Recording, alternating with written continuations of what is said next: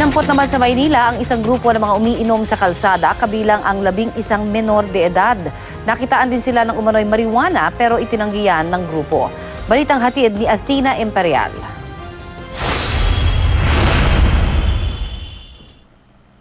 Dahil nag-iinuman sa kalsada, 30 ang dinampot ng mga otoridad sa barangay 863 sa Pandacan, Maynila. 11 sa kanila, minor de edad.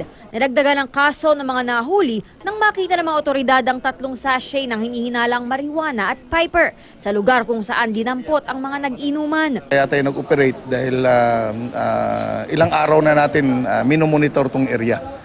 And andito rin ang mga text ng ating mga informants. Todo tanggi naman ang mga tinuturong may-ari ng items. Pwede po kami kaso ng umiinom lang po. Ba't po kami kakasuhan ng ganun? May pinakita siya ng marijuana. Wala naman kami ginagawa doon, umiinom lang po kami. Willing naman po kami makita yung CCTV. Kahit 10 anggulo gusto namin makita yung kasi ang hirap naman po kasi na ididikit sa amin yung kaso yun.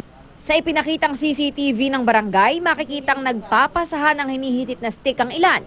Ayon sa kapitan, iyon daw ang piper. Pero depensa ng isa sa mga nakita sa CCTV, yosi ang pinagpapasapasahan nila. Una sa lahat, katabi namin yung ilog.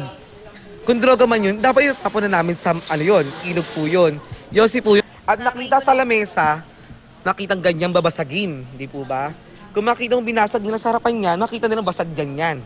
Dagdag nila, kinapkapan daw sila pero walang nakitang ebidensya sa kanila. Nanakit din daw ang kapitan nang pasamahin sila sa barangay. Hawak na ng pulisya ang kaso. Pinag-iisipan naman ng mga inaresto at ng kanilang mga magulang kung kakasuhan ng kapitan dahil umano sa maling paratang. Si kapitan naman, hindi pinansin ang paratang sa kanya. Athena Imperial, GMA News.